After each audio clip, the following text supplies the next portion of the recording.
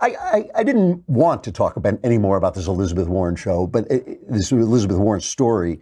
But I got to talk about it because of the media, because of the way the media is doing it. And I want to just talk about, I want to tell the real story here so you actually can see what is going on. You know, there's an old Latin tag, falso in uno, falsus in omnibus. If you're false in one thing, you'll be false in everything.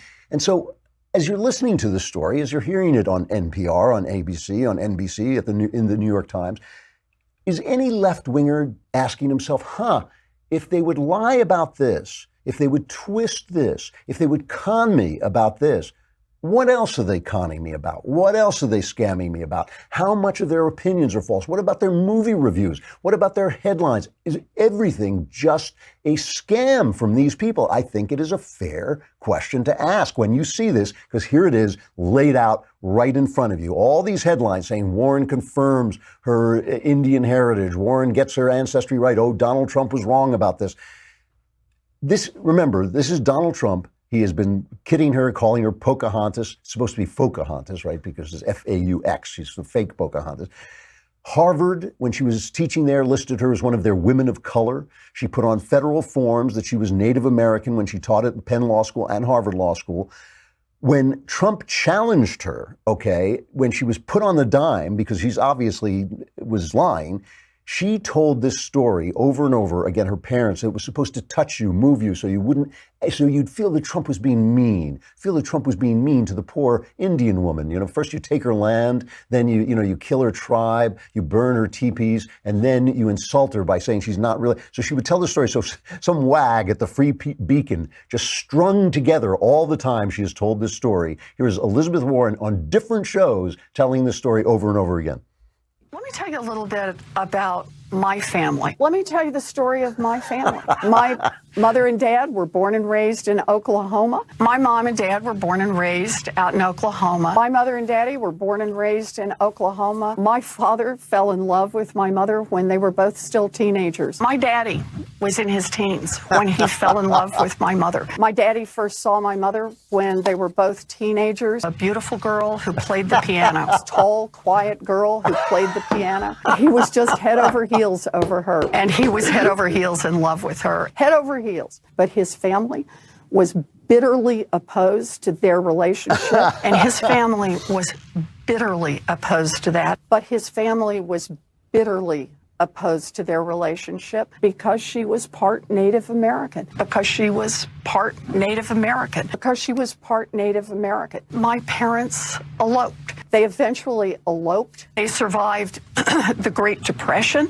They survived the Dust Bowl. They survived the Great Depression, the Dust Bowl. They went through a lot of hard times, a lot of knocks. They raised 3 boys, my older brothers, all of whom went off to the military. They raised my 3 brothers, all of whom headed off to the military. They hung together for 63 years. They hung together for 63 years. I know who I am because of what my mother and my father told me, from our mom and our dad, what my grandmother and my grandfather told me, from our grandparents, what all my aunts and uncles told me, from all of our aunts and uncles. It's a part of who I am, and no one's ever going to take that away. It's a part of me, and nobody's going to take that part of me away. They lied to you, Liz. They lied. You got no Indian blood. She goes out, she gets a friend to test. She doesn't even send it to 23andMe, like a reputable company. She gets a friend, and they all have to do this because they don't have a lot of Native American DNA to test it against, right? So what they tested against, they use samples from Mexico, Peru, and Colombia. So she could be a little tiny drop Aztec, maybe. But all of this is to find out that she has between 1/64 and 1/1024th of some kind of, Native North American blood, maybe, okay? Because the whole test seems bogus to me. But maybe, let me play Matt's Idea Shop, who I follow on Twitter, who I really like. He's very funny. He put out what 1/1024th of the movie Pocahontas looks like. Here it is.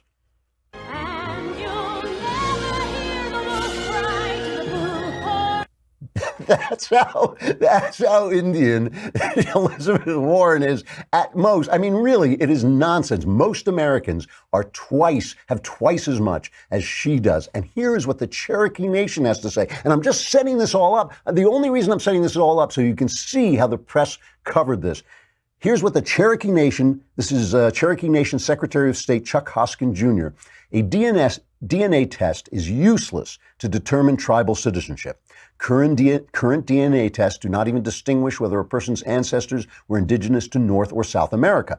Sovereign tribal nations set their own legal requirements for citizenship, and while DNA tests can be used to determine lineage, such as paternity to an individual, it is not evidence for tribal affiliation.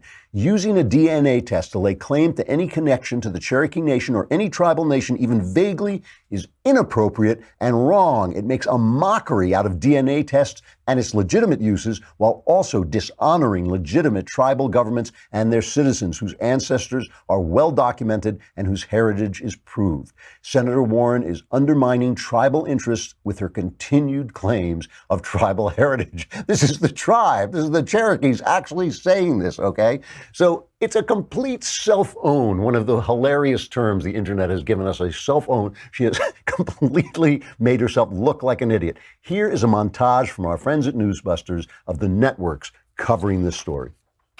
Tonight, calling his bluff after relentless taunts by President Trump over Senator Elizabeth Warren's claims of Native American ancestry. They call her Pocahontas. Pocahontas, Pocahontas. Warren is now answering, her campaign releasing a DNA analysis stating there is strong evidence the senator had a Native American in her family going back 6 to 10 generations. Today, President Trump was dismissive. Senator Elizabeth Warren releasing DNA test results to back up her claims of Native American heritage. The report indicates that Senator Warren's Native American ancestor is between 6 and 10 generations back. They're just lying. They're just lying to defend her. And if they're lying in one thing, are they lying in everything? Is anybody who watches this asking, gee, am I being conned all the time? So I got to finish this story because it does go on, right? I mean, she has done so many things with this Indian about her high cheekbones, like all the Indians have. That was one thing she says.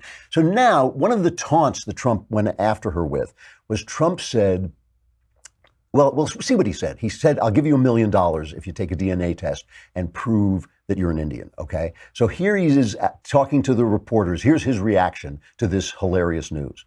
This is Trump out in the rain. Senator Elizabeth Warren releasing the results of her DNA test. No, I have no. Who cares? Who cares? $1 million. I didn't say that. No, I didn't. You better read it again. Mr. President, what is the I hope she's running for president because I think she'd be very easy. I hope that she is running. I do not think she'd be difficult at all. She'll destroy the country. She'll make our country into Venezuela. With that being said, I don't want to say bad things about her because I hope she would be one of the people that would get through the process. It's going to be a long process for the Democrats. Okay, so the press immediately jumps on this. Oh, there's Trump lying again. He did say he would give her $1 million. Here's just a sample from Anderson Cooper, a quick one. Well, today he's asking us not to care about an insult that he repeatedly hurled at a sitting U.S. senator, and he's asking us not to believe what we saw him say on tape in front of a crowd of thousands of people. Also late today, he tried blaming the target, saying she, not he, owes the country an apology, but we'll have more on that in a moment. Keeping him honest, it's textbook gaslighting. We've talked about this before, asking people to not believe what they see and hear, challenging reality. Textbook gaslighting because they're not telling the truth. Here is what Trump actually said. I will give you $1 million to your favorite charity, paid for by Trump, if you take the test and it shows you're an Indian. Okay, if you take the test and it proves you're an Indian. It doesn't prove, it proves she's a white girl. That's what it proves. It is the test that says you are a white girl. It could have just come back with that. You're white. Bingo. You are white. Unless we're going to go back to the days of real bigotry when they said, well, you have a drop of black blood and you can't come in here. But even if that were the case, even if we were living under those prejudiced days, this would not suffice because no one would be able to see it or know it or tell that it was there.